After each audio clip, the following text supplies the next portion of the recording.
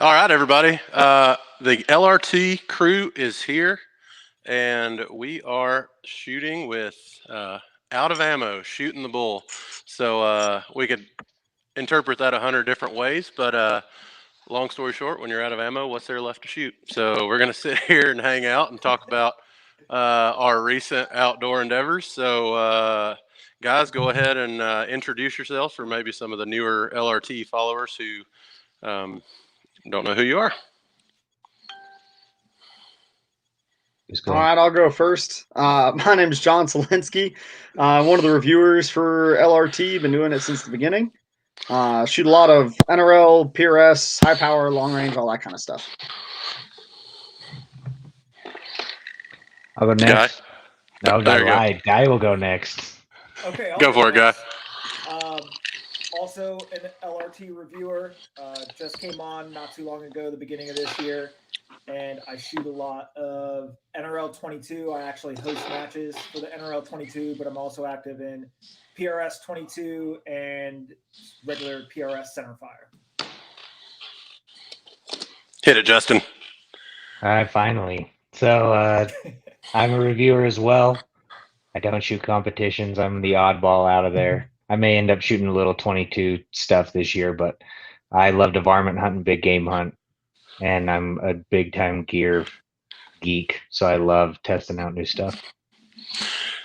Nice. And then to introduce myself, guys, Jose Gardner. I'm the reviews manager here with Long Range Tactics. So to introduce what we're doing, like the original post said, it's kind of like Seinfeld. We don't really have a script. Just we tend to, between the reviewers, have a lot of rather entertaining and conversations with no direction that end up get into the nuances of shooting and stuff. And so we thought we'd share that with everybody. So we're going to sit here and talk about. Thanks, Chris. Jose for president. I like that. Is that kind of like vote for Pedro? Sorry, I'm off. I got a little off subject there. So, anyways, we're going to hang out. We're going to talk shooting. Everybody's got a little story to tell. But what we want the most is to interact with you guys. So if you have any questions, I mean, it can be caliber related, gun related, gear related, just what we think about what the American Rifle Series is talking about today. Doesn't matter. We want this to go wherever you the reviewers want to go, and we want it to be 60% entertaining and 40% educational. So you understand where our priorities lie. So, that being said, though, we're going to start with something fun today, and we may make this an ever recurring thing called "What's in the Cup." So, Solinsky, go first. What's in the cup? He's muted. He is muted. Solinsky, come on, bud. Sorry, forgot to unmute. Right. I'm drinking Jefferson's bourbon.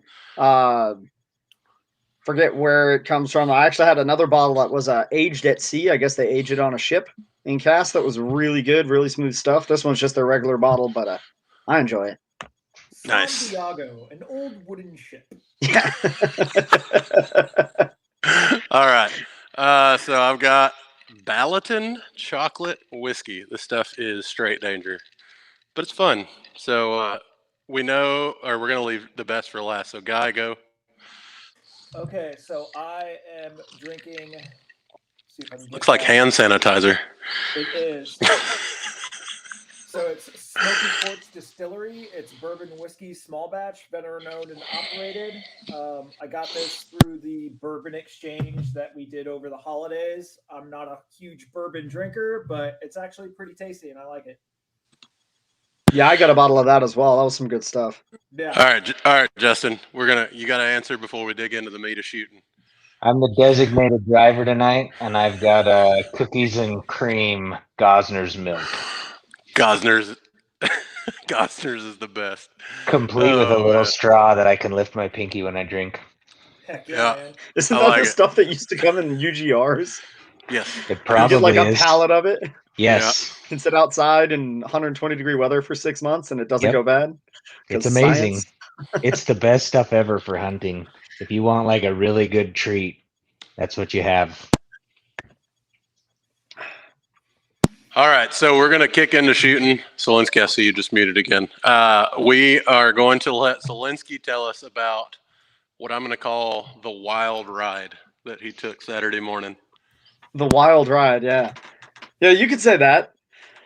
So I live in Stafford, Virginia, which is about a 10.5 hour drive from Mount Pleasant, Tennessee, that we went and shot at this weekend. So myself and Jose were at the what was the official title of it, Jose? Way of the Rimfire? The Way of Yeah, Precision Rimfire. Yeah. Way of Precision Rimfire. 22 NRL 22 match. Or a 22X match, excuse me. Which was an all blind match, which was actually a really cool way that they went about it. So we didn't have any stage descriptions or briefs prior to the match starting. Shit, we didn't even know how the scoring was going to work until the morning of. But anyway, so I drove 10 hours on Friday to get there, stay in a hotel, go to this match because I needed points because I'm a weirdo and was points chasing and needed another match. So I get there, ice storm hits Thursday night. And so I'm driving to the range from the hotel, which was in Columbia, Tennessee, about a half hour away. I make it, no shit, about a quarter of a mile from the match and hit black ice going around it, or attempting to go around a turn, I should say. Attempting, because I never finished the turn. The car never made it out of the turn. I went into the turn, it never came out. So I hit black ice. Car doesn't turn. Car doesn't brake. I go into a ditch and roll. Luckily, one of the other competitors, Trip, was no less than like a minute and a half behind me. He didn't see the accident, but I barely gotten out of my seatbelt by the time he was already banging on the bottom of the car to see if I was all right. So that was awesome that I didn't have to sit in a ditch for very long.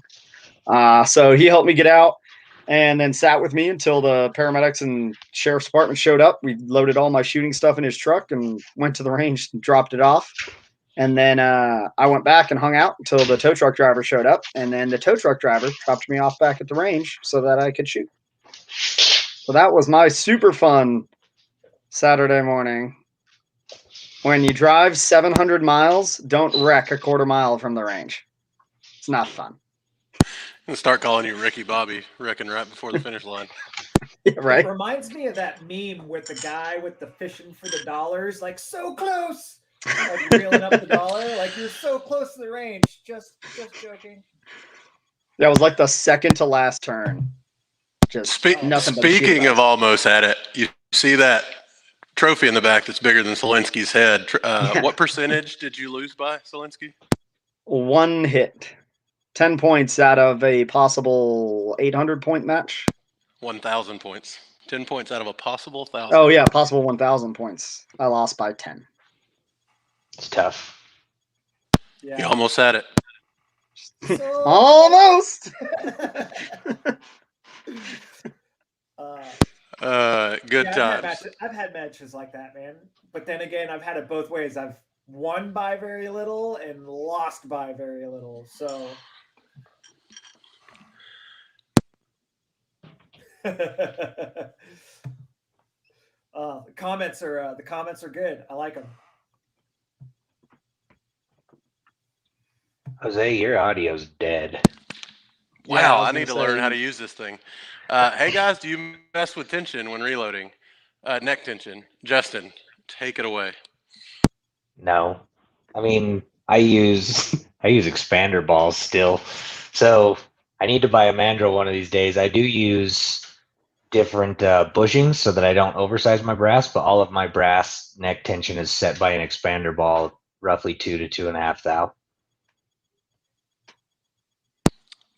Yeah, I gotta say for me as well, I don't think I honestly couldn't tell you how to measure neck tension. I pick calibers that are have, let's say, pretty easy loads to pick, and I ask my buddies who are way deeper into the reloading side of things than I am which bushing I buy, and usually I just figure out how to make that work. So that's about how I pick my neck tension. Great question, Ahmad, though. Maybe we'll bring this back around and see if a future guest gives us a little bit more of an answer there. So, I mean, I dive way too far down the YouTube rabbit hole. So I've measured the diameter of the bullet and then measured the case thickness.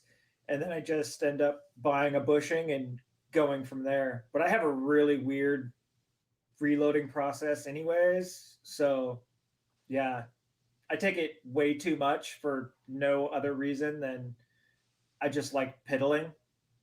It's my relax time. So yeah, I put a bunch of extra steps in there that I don't need. Are you one of the guys that like measures case capacity with water and then like sorts everything by that and then does like 19 extra steps? No, I've got this T7 right here, and I took the decapping die out of the full length sizer. So I full length size with the neck bushing in there, and then I'll spin it around to the body die, and then I'll spin it around to the mandrel die, and so the case gets super worked in 3 steps before it comes off of the press to get re-washed to get the lube off of it before I throw it in the oven. Oh, hang on here. You are literally rotating your press head for all of those steps instead of single piece loading through every one? Yeah. Oh, bro. You gotta you gotta work on that, man. So I'm still new at this whole reloading thing, but it seems to be working because I'm doing something right. So I would just tell you that you're just putting a ton of excessive wear on that turret by spinning that thing around all the time, and you're probably pretty slow. If you just I'm super slow. If you just had 2 dishes, right? Because I don't even use loading blocks. I use like Tupperware, and I start one, and it sends it through the press and ends up on the right side into the other one. Yep, it's exactly how I do it. I use a pie plate too. Nice. But then I would run each one of those steps all the way through, then rotate your die and start again. You'd just be curious to see what it does to your time. I bet it would drop it a lot. Well, I'll have to do like a batch at 25 and just test it. Okay, guy. BJ just made a very. For the next match. Here's a good claim. You got to say true or false. So you like reloading more than shooting? Yeah. Like so I've got OCD and I've got like ADHD, so it's calming for me. It's fair. When I get to do it without a whole lot of distraction. And then you picked up 22 where there is no reloading. Exactly. But now my supply is dwindling. Jose, that's not fair. You can't put your wife's nice comments about you on the screen. It's about Justin. Okay. I think you're her hero for the chocolate milk, Justin. That's good. People are saying Guy's a little quiet. I don't know if you can bump his volume up. I got you, bro. As Ahmad, your question was, any of you guys reload or shoot 224 Valkyrie? I personally do not. I've got a buddy that has reloaded at 224 Valkyrie. It took him about a year to find the proper powder and bullet choice to run in his particular gun. And then he had great ballistics out to about 800 yards. And then anything past that, it was going into that transonic realm and then just losing a lot of its accuracy. But he did shoot a one long-range precision match with a 224 Valkyrie. He placed pretty well, but sometimes it's just a real finicky round to track down. We all know that they've had the issues with 224 Valkyrie right out of the gate with ammo and consistency with factory ammo, but that seems to have been gotten straightened out now. I think it's a great DMR round, but as far as long range, I haven't seen too great a success. I don't know if anybody else wants to jump in there and hop on that question. I haven't had one. I spoke with somebody who I trust greatly in this area when I was wanting to build my next real fancy AR. And basically the advice I was given is, yes, when a Valkyrie shoots awesome, they're unbeatable.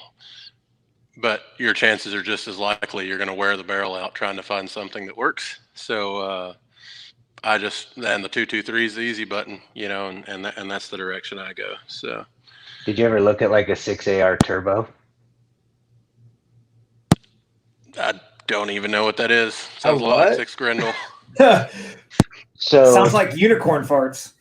dude, you guys should look that up. That is a sweet freaking round. I think it is based off the Grendel case. I don't remember. It's been too long since I've looked at it, but that is an impressive little AR round. So Brett's on here, and he still has. He hadn't ripped it apart yet. The 6. No, I guess he doesn't have any more. 6 Grendel pushing 25 burgers at like 29.50, and it was pretty silly what that thing could do. I don't know if that's about similar to the ballistics of the AR Turbo, but that gun ran pretty sweet. It's probably similar. I think they're like 2,800 plus with a 105 out of an AR. I don't remember. I'd have to look. Brett says you'll kill bolt heads. I've never seen anyone have the bad luck that Brett did with high pressure bolt heads. It was rough. So let's see what else we got here. Ahmad agrees with some of the stuff he said. Ahmad, I see you say you want to shoot 1,200 meters with it, even in an AR platform. I think there's just other guns that can do it. I mean, we've shot that far with 223s. It depends on what size targets you're looking for, or if it's always going to be a first round hit, or what your expectations are. But we've stretched ARs that far before with, let's say, reasonable expectations just off of base 223s. So I'm going to back us up a second. Guy, you've got a question here. Yeah.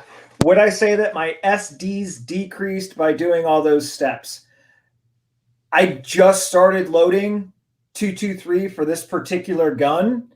Right now I'm running in the PRS centerfire stuff. I'm running a NPA PMR Pro chambered in 223. So I'm running production, and it is in 223 just because I'm not super comfortable reloading rifle rounds yet. Because I've done 308 and now 223, and these are the only things that I've reloaded for. So I'm still getting my feet wet with the whole rifle process of reloading. I've done thousands and thousands of handgun rounds, but these are the first 2 calibers I wanted to do. So I didn't want to jump into a 6 GT right away or 6.5 Creedmoor, with more expensive component costs. But when I was running, I shot a match in January, and my 2772 was my 10-round average with an SD of 9. So I would say it seemed to work. I haven't tried it another way, so I don't know if, doing it a different way would produce different results, but it worked that day. So if I'm loading my 223 on a progressive and getting an ES of 13, should I go to a Redding T7? You're a liar. I am not a liar. I will go pull it up on the lab radar. I had 2 different consecutive loads on my load test this weekend with ESs of 13. But one of them shot 5 rounds each. Okay. But they were both ESs of 13. They were about 20 FPS apart. Wow, it's pretty good. But that's Lapua, that's Federal primers, that's Vitavori powder. It's not the cheapest 223 round in the world. My 223 with Lapua brass CCI 450 matches, or just 450s. I don't remember what they are. Varget and an 80, shooting like 80 to 100 ES. It is the most frustrating rifle I've ever shot in my whole life. No clue why. Everything else is down. ES for me, I don't get as good at ES, so like some of those guys definitely get better than me. I'm usually 20-ish, 20 to 40, honestly, if I shoot enough. But that 223 is just horrible. It's like it just doesn't want to shoot well. All right. Maybe it's because you're drinking chocolate milk. That could be. We're gonna put no parameters on this. This is a straightforward question. Interpret it how you want. What ES of speed when reloading do you leave well enough alone? Guy, go first. I'm going to say if it's me and I'm in the beginning stage, I'm throwing like a 25. Because honestly, I'm not the greatest shooter in the world, but I'm working on it. And the gun and the ammo can probably outperform my skill as a shooter at this point. So if it's over 25, you're chasing it. Probably. I'll see what I'm doing in my process to change it, but I haven't gotten anything over a 25 yet. So that's fair. Solinsky. Well, I don't really reload right now. It's something I plan on getting into. So I'm shooting all factory stuff. So I can't give you an honest answer on that. It's whatever 77 grain Sierra Gold Medal match will give me. Justin, go. 40. I have so many rifles that will just pound at 1,000 with a 40 ES. I just quit carrying. I'd rather see a bigger SD. So what I've found, and I don't know why this is, maybe it's a part of my reloading process. I'll shoot 7 to 10 rounds to get those speeds, and 1 or 2 of them ruins the ES up to a 40. Everything else is hanging in that 20 range. But if I can get an SD single digits off 10 rounds, I'm not touching that load.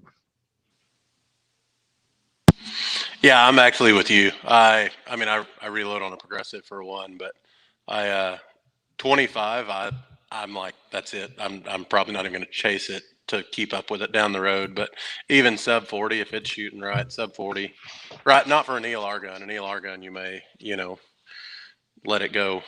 Might chase it a little bit farther, but especially for just bolt guns, 1,000 yards and in, and especially with your higher BC bullets, where it kind of is forgiving, anyways. At least that's what I found. Right? I'm no reloading expert, but I'd agree with you. 25 is absolute cake, and even if it's shooting good below 40, I kind of just leave well enough alone usually.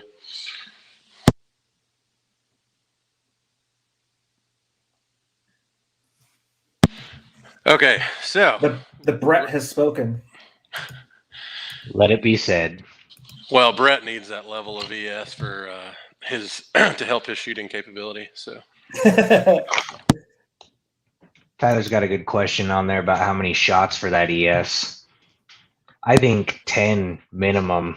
5 to me just gives me an idea what it's doing, but it doesn't give you any data. You shoot enough shots, you're going to find rounds that go a little faster or slower. Yeah, I'm a big fan of 10s for everything. Zero confirmation, like all of it.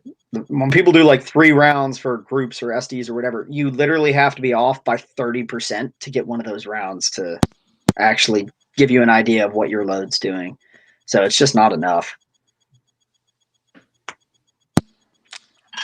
I'm going to say it differently. I used to shoot 10, and I just haven't found that I need to. Like I'll do 5s for my load test, and I do, but I'm also the guy that every time I show up to 0 to match, I'll put the lab radar down anyways because it's not messing with anything, and I'll track it kind of that way. I'll try to get further data that way, but I've just found that the 10 didn't make a difference, and for me, I mean, obviously it depends on, I guess, components and a whole lot of reliability. Is 10 more reliable than 5? Yeah, obviously.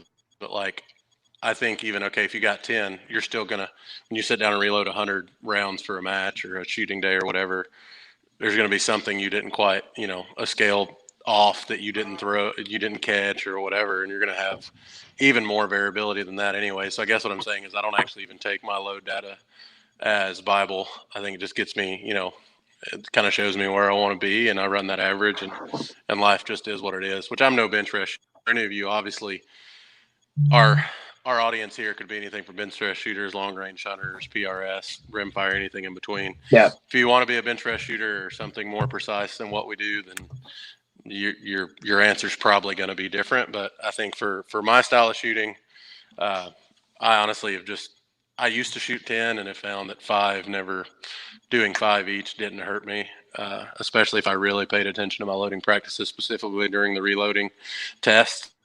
And if I get 5 shots and have an ES of 10, I realize that ES is truly probably 25, but I'm going to just load where that node's at and just accept that my ES is probably 25. It's kind of how I look at it. So I agree with that. And 5, I've got an average that'll go shoot, but if I shoot 10, my ES is always bigger. Oh, 100%. 100%. Yeah. Yeah. And go ahead. I was just going to say, and I think Jose brought up a really good point about like application. If you're reloading for a hunting gun, really doesn't matter.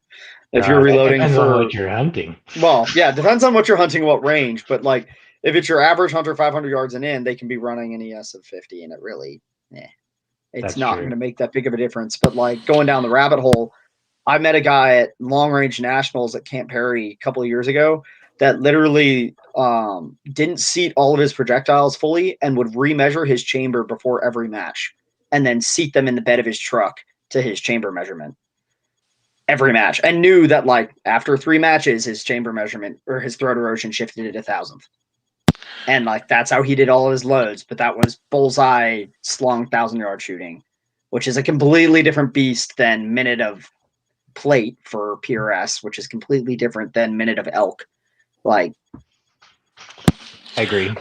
I've met guys talk about that rabbit hole. I know I can think of 2 guys that come to mind that not terribly long ago were still loading 100 rounds for Saturday, and they were so aware of what their throat erosion was on their rifle that they would seat a different 100 rounds for Sunday a little bit longer.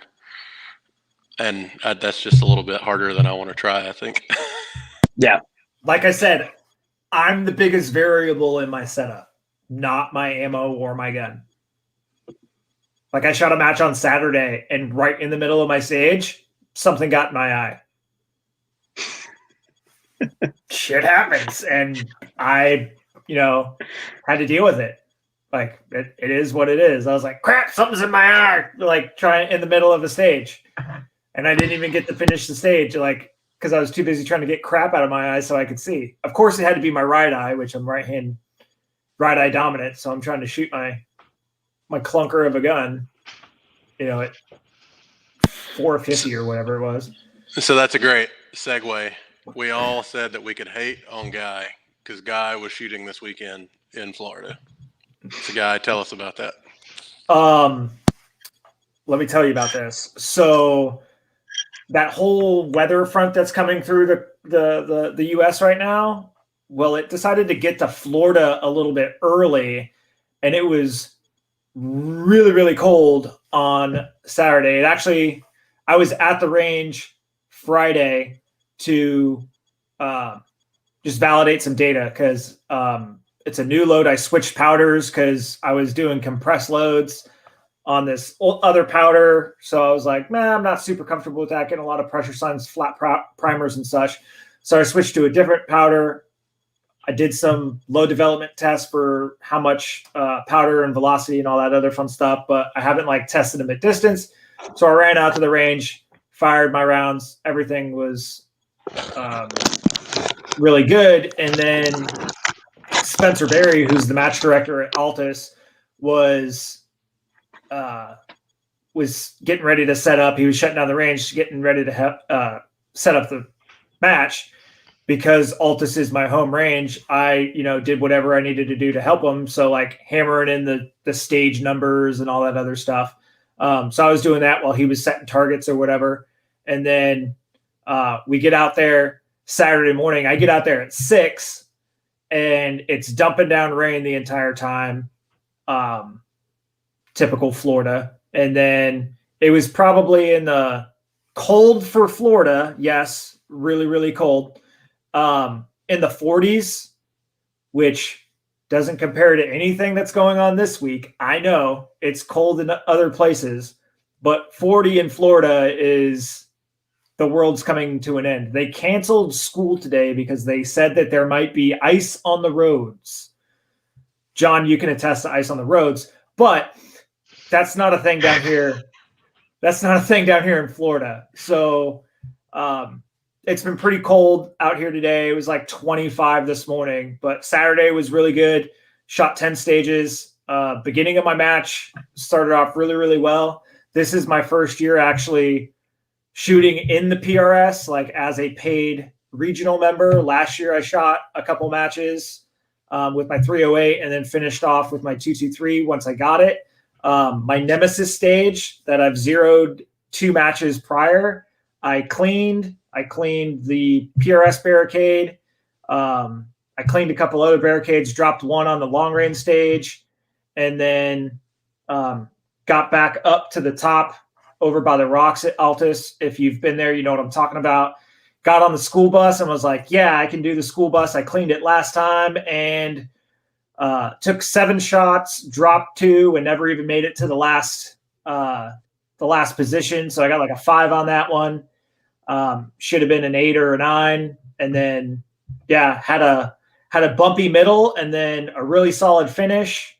So I ended up coming in 17th out of 54 or something like that. And then second for production. Bobby Keegan's beat me. He's shooting really, really good this year.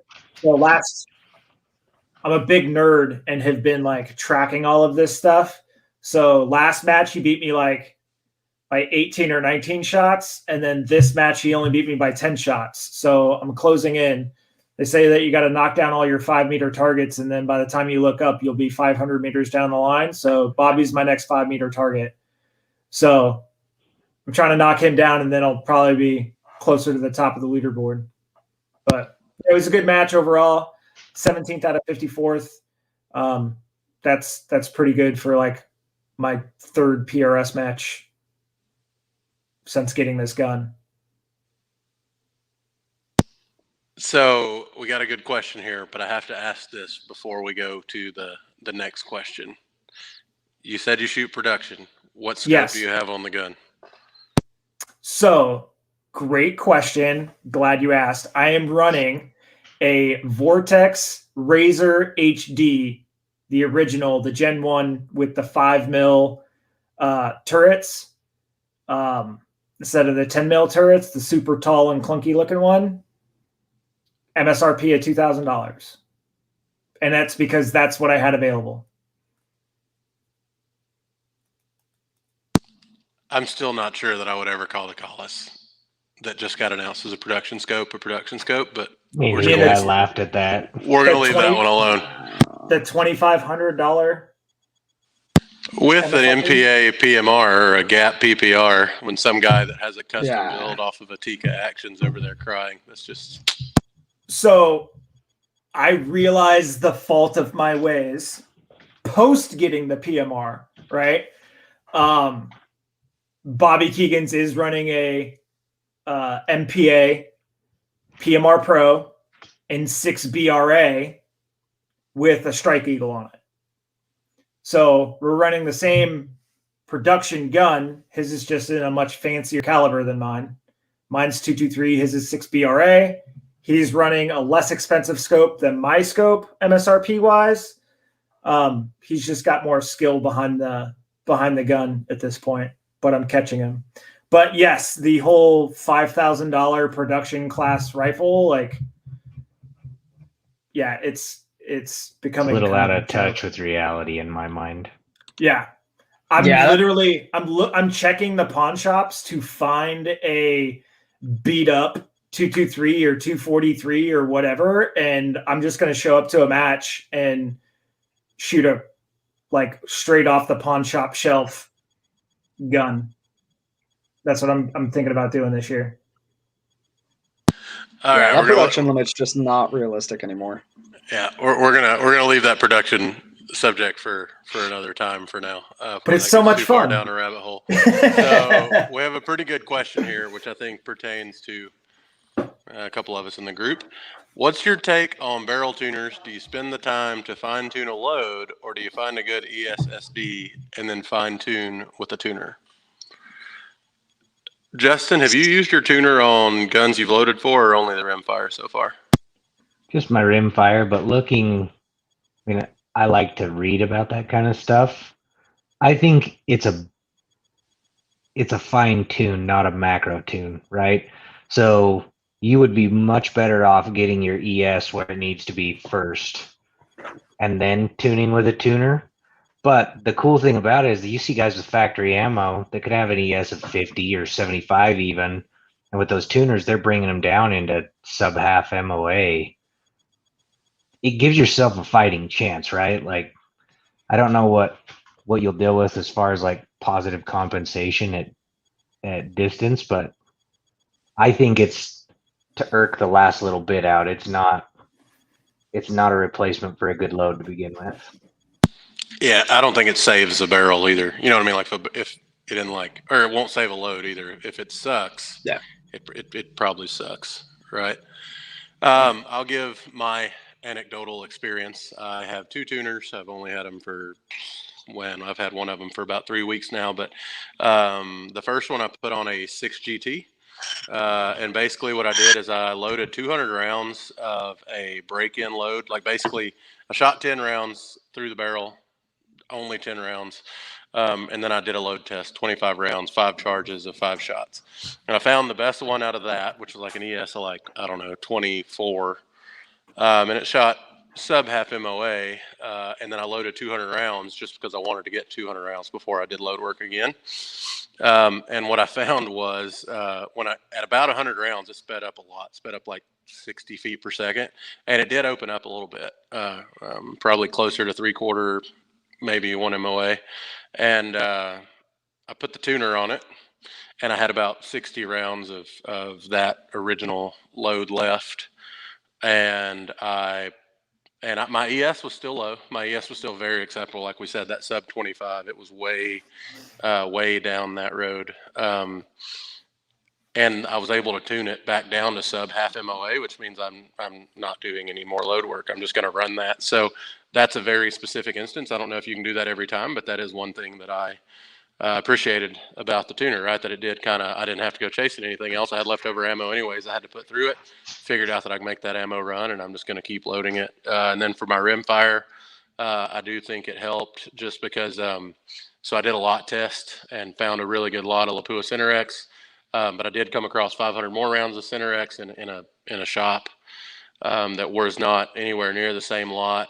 Put the tuner on, and in just 25, 30 rounds or so, I had that random lot shooting as good as the lot test that I'd been shooting. So that's what I used it for. I ran that this last weekend because I knew it was going to be kind of a high round count match, so I didn't want to use up my good lot. So I used that random lot I found with the tuner, and the gun outshot me for sure. So that's not anywhere near great. Lots of statistical power data, but that's my 2 experiences so far in the small time I've ran them. So, and a good point though, kind of where you're saying, not only does it not save your load, but we got a comment said here that says, I see guys screwing with tuners more than just letting it ride.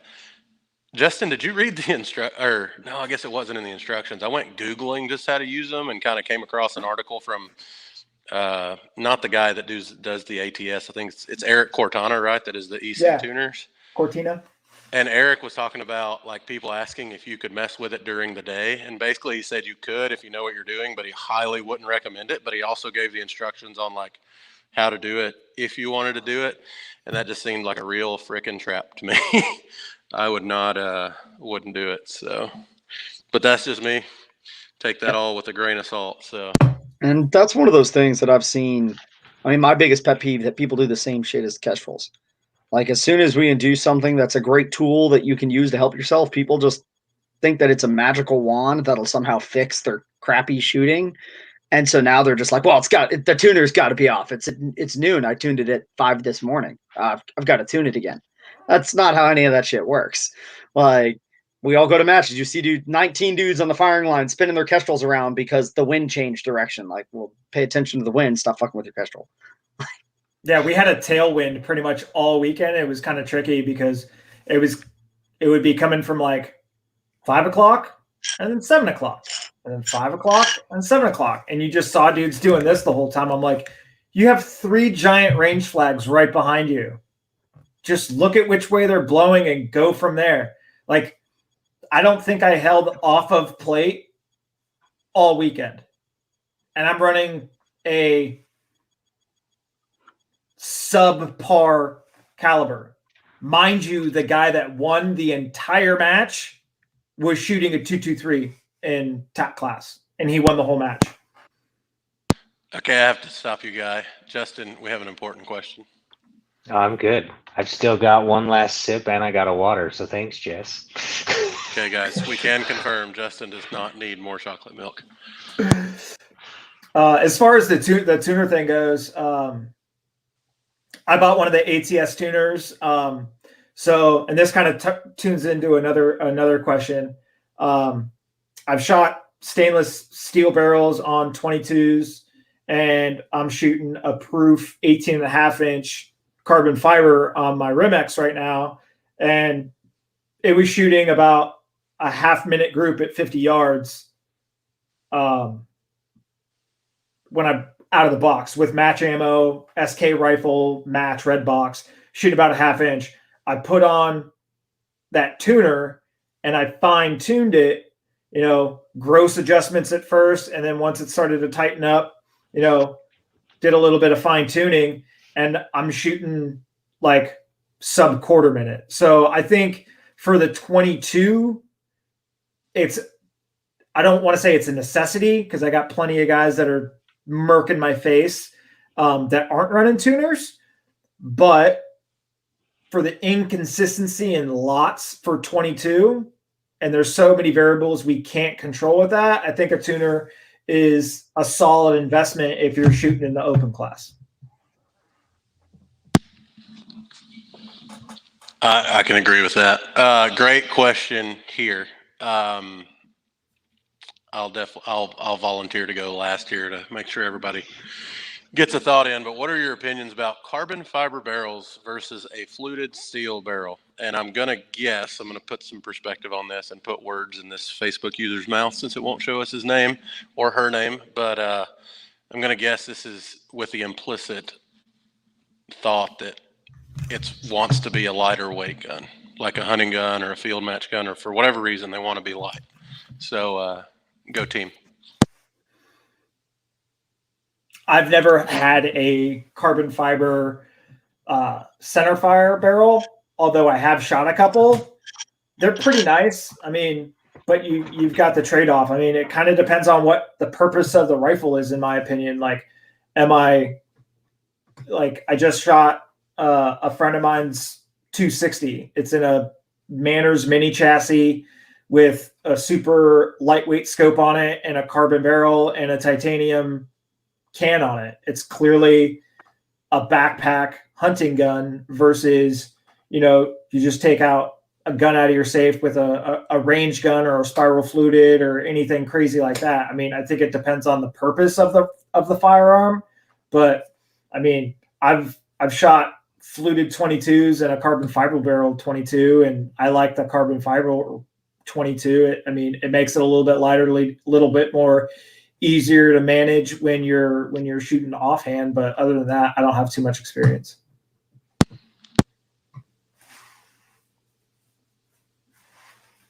I'll go. Zielinski. Oh, go ahead, Justin. Okay. Yeah, go ahead, Justin. I am one of the few that has seen so many proof barrels shoot like crap that I am very hesitant to recommend a carbon fiber barrel. And I know I will get crucified for that, because there are just as many that have amazing shooting groups. But like earlier when we were talking about ES and SD, I mean, the one barrel on a 6.5 SOM would shoot ESs under 20 for the day, like 30, 40, 50 rounds. And that gun would not do better than a minute consistently. It just wouldn't. And it was the third barrel just like that. So why that happens, no idea. I don't know if that's a weird chamber. For the pure sexy factor, nothing beats carbon fiber in my mind. They're selling enough of them. They do right? They do well. I just don't want to pay for one right now. Like, I'd rather probably do a fluted steel and a smaller fluted steel contour than carbon if I'm paying for it. If someone else is paying for it, I'll roll the dice on carbon, I think. But right now, I'd be hesitant to want to shoot one. Go ahead, Jonathan. I think it really depends on application.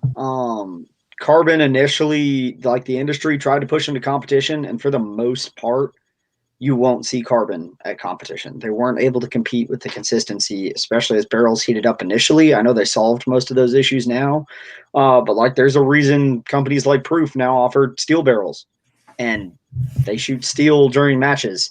I think it's kind of been established that the carbon barrels aren't quite as consistent as steel, but it comes down to application like we were talking about earlier. If you're shooting minute of vitals on an elk at a max distance of 400 yards, it doesn't really matter if you're as consistent as my match gun that's meant to go out to 1400. Doesn't matter. You're still going to hit the vital area of an elk, but shaving off 10 pounds of your hunting rig makes a big difference when you're trying to hunt through woods. And fluting for me for steel barrels is more about looks than it is for weight reduction. You're not taking off that much weight by fluting it. So if you're fluting a steel barrel, it should look awesome like Borings does, because they're definitely not doing it for weight reduction. But if you want to go weight reduction, just go carbon. Also, look at shortening your barrel. Like guys that want to run a 26-inch barrel, 20 lose a little velocity, but you lose a ton of weight too. Yep, I've seen 16-inch 308s that'll hold a good group at 1,000 yards. They just have to hold more. Yep. So I've had 3 fluted barrels, 3 different calibers, and then I've had 2 carbon fiber barrels in 2 different calibers, and both of those carbon fiber barrels were by 2 different companies.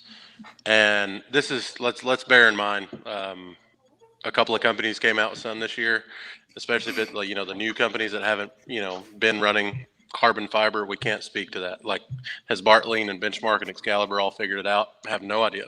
We can only talk to I can only talk to the ones that've been around a while, but I didn't find inconsistency issues that I can remember, like Justin is saying. I found that I just couldn't, whether pre-fit or custom chambered, I could not get I couldn't get carbon fiber barrels to shoot below 3/4 minute, and I had to try real hard. Justin will remember, it took me like 120 rounds of load work on one of them to get it down to 0.7 on a good day and 0.9 on a bad day. Whereas all my fluted barrels have shot just like the rest of my steel barrels. It's been fairly not hard to get them down to that half MOA, maybe the high side of half MOA, but pretty close. So, and those were all like Justin said, kind of medium to lightweight. I think the last one I did is a number 5 that I fluted pretty heavily fluted. And I'm going to have to disagree with you, Solinsky. It's kind of one of those things where a non-fluted steel barrel versus a carbon fiber barrel, the fluted steel barrel is a lot closer to the full metal barrel as far as cost, while being a lot closer to the carbon fiber as far as weight goes. So no, it won't replace the carbon fiber, but I personally find it a great compromise. It lets me lose all the weight that I can while still kind of being the easy button to load for. So once again, anecdotal evidence, take that with a grain of salt, but fair enough. Yeah, and the internet's full of thousands of carbon barrels that shoot freaking awesome. So they can do it. My limited experience just says you're rolling the dice on something a lot more money than a steel barrel that generally seems to work. Yeah, I'm all about the easy button, and I think that's really where I'm at, is like, could I have probably switched powders or switched things and made those guns go? Probably, but they were all in calibers that I've owned in steel barrels, and just wasn't quite as easy. So Tyler also brings up the point about balance on setups with the carbon fiber. I don't know. I guess I've never super thought about balance on guns, usually because I guess the crutch is that I shoot with Game Changers or tactical letters, which kind of alleviate some of the balance issues. And a lot of times I'm loading into my gun anyways. So I guess I've never really thought about balance as much. But Well, read between the lines there. Pound 22, you're not using the right stock. If you're going carbon fiber, you might as well have a lightweight stock or chassis too, right? At least that's how I look at it. So it's going to be butt heavy because you've got a chassis more than likely, or a heavy fill stock that's making that a little butt heavy. Yeah. If you're going to go carbon to go light, go light. And if you're going to go heavy, go heavy. I'm all about heavy. I was a high power shooter. Like, we shoot with a 20-pound M16, and I've probably got a 19-pound 22. But I would never throw a carbon fiber barrel on it because there's no point. I want the weight. And I'm over here trying to make my 22 lighter. Go to the gym. That one's a little heavy over there. I think it's 12 pounds without the bipod. I'd love to see it down around 9, but it matches pretty close to my hunting gun, so it's fine. And it's got a bitchin' camo on it, so. I freaking Yeah, it love does. that. I was so happy they had that in stock. Is that a Rimex though? I've got to judge you for that. Well, you It is can a judge me. Rimex. You can judge me all you want when you come down to our season finale match in April. Why? I don't know. I figured you drive 10 hours to go to a match in Tennessee. You can drive 10 hours to go to a match in Florida. I don't know. I might not need points in April. I was going to say it's for a series he doesn't even shoot. Yeah, but it would just be funny to come and make us all cry, right? Do you have a used 2010 Ford Escape that I can borrow? You need to roll a rental on the way there. I'm just glad you're able to. He's going to be driving the ambulance by then. Dude, that would be awesome. Bring the ambulance down. You can park it in my front yard. I don't care. You're muted, John. There you Don't tempt me with a good time. So how is the build on the ambulance going? Almost done. I'm scheduling to get a wrap hopefully next week. It'll be making its way to its first match this weekend. It was not supposed to go to a match this weekend, but I don't have a vehicle. So I need to get to a match this weekend. So I will be taking the 10.5 mile per gallon with Biden price diesel ambulance. Yeah. So gas mileage isn't as good, but I might just leave on Friday. The match is only like 2.5 hours away, but I might just leave Friday night just because, make it worth it. Yeah. Sleep out on the range. I'm really surprised you're not like grounded and doing honeydews and makeup Valentine's dinner. No, that's what insurance is for. What are you wrapping that in? Like, what are you just putting your logos and stuff on the outside? What are you gonna have it look like when it's done? Yeah, I'm doing a vinyl wrap with my company logo on it. Voodoo's gonna have their logo on it. LRT. Outside of that, it's just gonna be a black wrap. The guy that's doing it's gonna do a complete design with my phone number and email address for my business and stuff for firearms instruction. So it'll essentially become like a drivable billboard, but it also won't look as apocalyptic as it currently does because it was sitting for like 7 years next to a landfill. Hey, the landfill look is cool, man. Oh, it was better when I drove it to the mechanic and it didn't have headlights or anything. And it was like getting dark out and shit. So, good question here. Is the new fad becoming lighter setups for match shooting?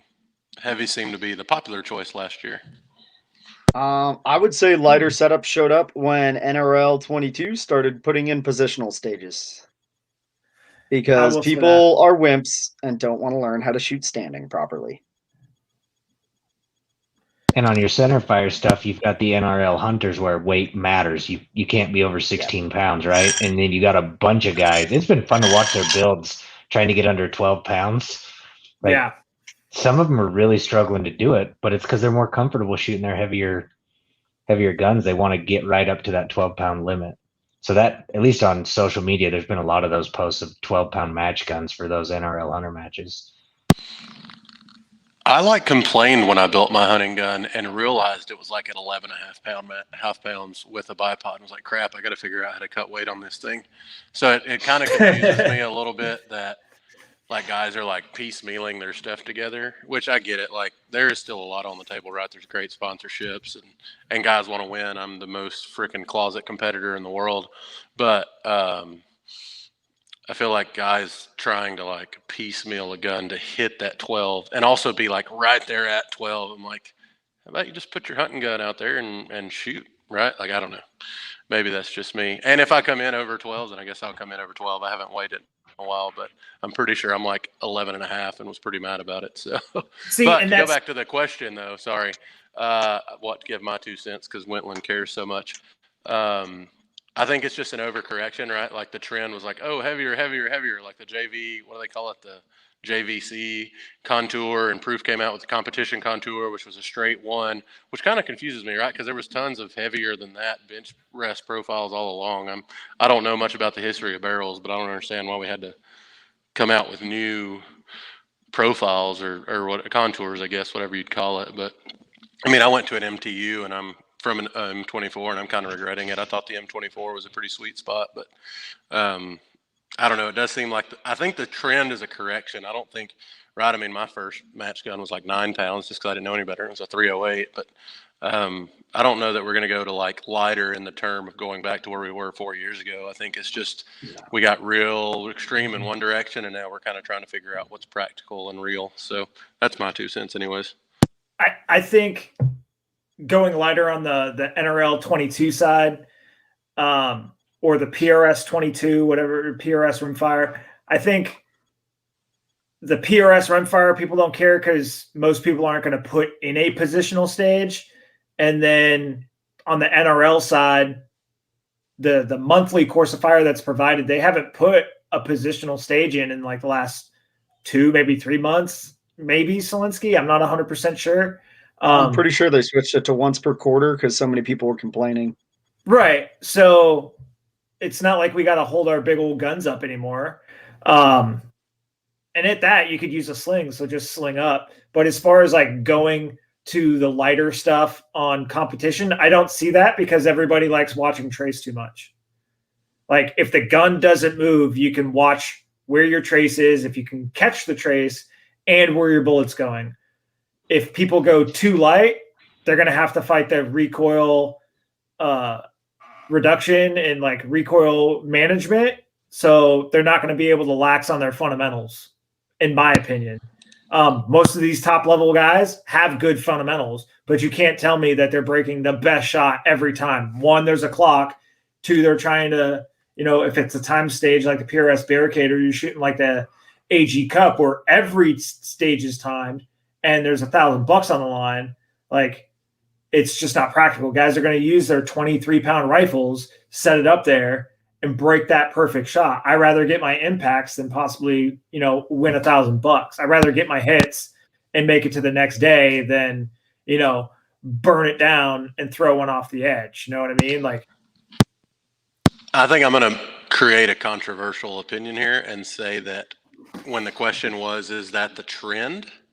Yeah, you can talk about the AG Cup, but those 40 competitors or whatever it is not necessarily the trend of the shooting world. And I do think that I've seen lighter setups. I think people just started realizing things were a little bit ridiculous. Also, I think maybe this is completely just an opinion here, but I think people are shooting so much that they're getting better at it and realize that maybe that weight isn't the crutch, right? And like I said, I'm not saying people are going back to 12-pounders, but I think I shot the best I've ever shot in my life with a 18-pound 6.5 Creedmoor shooting 147. So that's not minimal recoil, and that's not extremely heavy.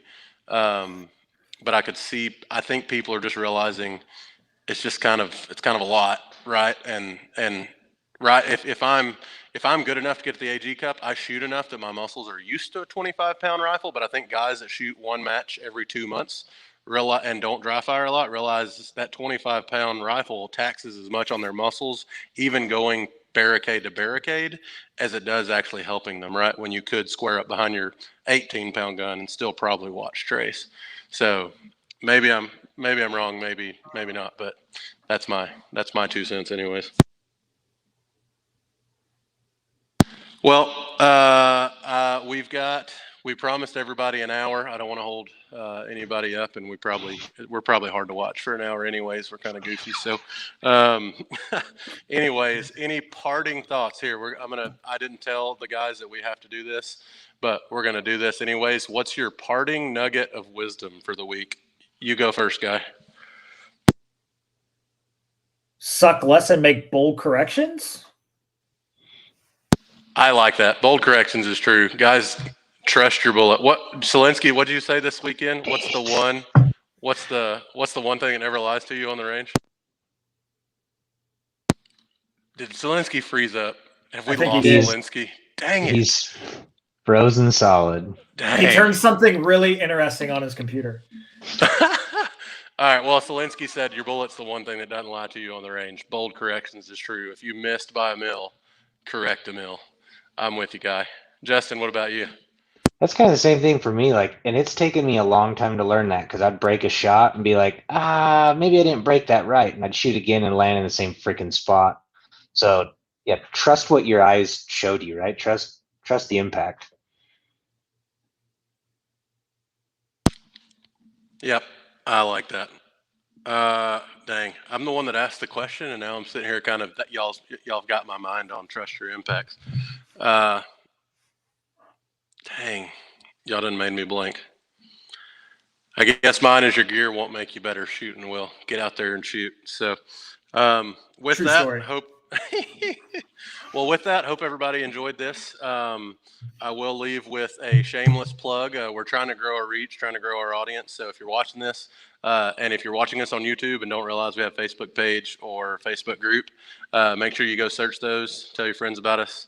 Vice versa, if you're watching us on the Facebook group and don't realize we have a YouTube channel, there is stuff that kind of gets posted over there periodically that for some reason doesn't always find its way to social media, or we know how this particular platform feels about the topic we're discussing right now. So let's take advantage of all the ways we can. So make sure you go follow us. And more importantly, we have longrangetactics.com, and that's where a lot of stuff, all of our stuff currently gets posted, and that's growing. We're going to add some features to that, forums and cooking and all sorts of fun things once Justin shows us how to be the Camp Chef Master.